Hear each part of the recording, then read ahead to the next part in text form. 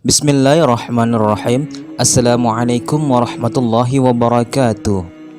Nabi Muhammad SAW telah diutus oleh Allah Subhanahu wa Ta'ala untuk menjadi pembawa kabar gembira dan juga peringatan bagi seluruh umat manusia. Maka tak heran jika wahyu yang datang kepadanya merupakan sesuatu yang diperuntukkan juga bagi umatnya. Tak hanya firman Allah saja yang datang kepada Rasulullah SAW, namun malaikat Jibril pun telah memberikan 5 buah pesan yang syarat akan makna kehidupan di dunia ini. Dengan kelima pesan tersebut, manusia akan sadar bagaimana menyikapi apa yang datang kepadanya sebelum nanti berakhir di akhirat.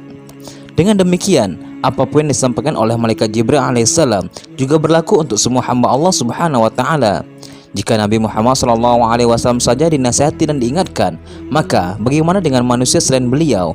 Tentunya mereka lebih butuhkan nasihat dan peringatan. Mereka juga tidak bisa lepas dari keduanya. Pesan yang disampaikan oleh malaikat Jibril tersebut terdapat dalam riwayat Sahl bin Sa'ad yang mengatakan bahwa Rasulullah SAW bersabda, "Jibril mendatangiku lalu berkata, 'Wahai Muhammad, hiduplah sesukamu, tapi ingatlah sesungguhnya kamu akan mati. Cintailah siapa yang kamu suka, tapi ingat sesungguhnya engkau akan berpisah dengannya. Berbuatlah sesukamu, tapi ingat sesungguhnya engkau akan diberi balasan.'" Lantas Jibril berkata kembali, "Wahai Muhammad, kemuliaan seorang mukmin adalah berdirinya dia pada malam hari untuk sholat malam, dan keperkasaannya adalah ketidakbutuhannya terhadap manusia." Berikut 5 pesan penting malaikat Jibril alaihissalam untuk Nabi Muhammad SAW. Pesan yang pertama, Rasulullah SAW diperbolehkan untuk berbuat sesuka hati. Namun, malaikat Jibril pun mengingatkan bahwa sesungguhnya ia akan mati nantinya dan harus mempertanggungjawabkan perbuatannya. Allah Subhanahu wa Ta'ala telah berfirman, "Setiap yang berjiwa akan merasakan mati. Kami akan menguji kamu dengan keburukan dan kebaikan sebagai cobaan yang sebenar-benarnya, dan hanya kepada Kamilah kamu dikembalikan." Dengan mengingat kematian, diharapkan setiap mukmin menghilangkan ketergantungan dan ketamakan hati terhadap dunia dan kesenang-senangannya. Dengan mengingat kematian, sudah seharusnya manusia memendekkan angan-angan untuk dunia dan hanya mengharapkan kehidupan di akhirat yang kekal. Pesan yang kedua adalah Rasulullah SAW boleh mencintai apa saja yang ia kendaki, namun ia harus sadar bahwa suatu saat kecintaannya terhadap hal tersebut akan terputus. Allah Subhanahu wa Ta'ala telah berfirman, "Ketahuilah, sesungguhnya kehidupan dunia itu hanya permainan dan sesuatu yang melalaikan, perhiasan dan bermegah-megahan antara kamu, serta berbangga-bangga tentang banyaknya harta dan anak, seperti hujan yang tanam-tanamannya mengagumkan para petani. Kemudian tanaman itu menjadi kering dan kamu lihat warnanya kuning, kemudian menjadi hancur.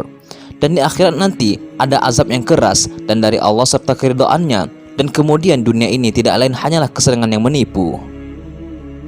Maka sibukkanlah hati dengan kecintaan terhadap zat yang tidak akan berpisah dan tidak akan pernah terpisah, yaitu dengan mengingat Allah Subhanahu wa Ta'ala dan melakukan amal soleh yang dicintai olehnya. Karena hal itu akan menemani di alam kubur dan tidak akan berpisah selamanya. Pesan yang ketiga, Rasulullah diperbolehkan berbuat sekehendaknya, namun akan ada balasan dan pertanggungjawaban atas perbuatannya tersebut di akhirat kelak. Allah Subhanahu wa Ta'ala berfirman, "Berbuatlah apa yang kamu kehendaki, sesungguhnya Dia Maha melihat apa yang kamu kerjakan." Allah juga berfirman, "Barang siapa yang mengerjakan kebaikan seberat zarah pun, niscaya Dia akan melihat balasannya, dan barang siapa yang mengerjakan kejahatan seberat zarah pun, niscaya Dia akan melihat balasannya pula." Setiap balasan sesuai dengan amal yang sudah dikerjakan. Jika amal yang dikerjakan tersebut baik, maka balasannya akan menyenangkan, dan jika buruk, maka perjumpaan dengan balasan tersebut akan sangat menyedihkan. Pesan yang keempat, kemuliaan seorang mukmin adalah berdirinya ia pada malam hari untuk sholat malam. Allah Subhanahu wa Ta'ala telah berfirman, "Sesungguhnya orang-orang yang bertakwa berada di dalam taman-taman surga dan di mata-mata air sambil mengambil apa yang diberikan kepada mereka oleh Rabb mereka. Sesungguhnya mereka sebelum itu di dunia adalah orang-orang yang berbuat baik. Mereka sedikit sekali tidur di waktu malam, dan di akhir-akhir malam mereka memohon ampunan."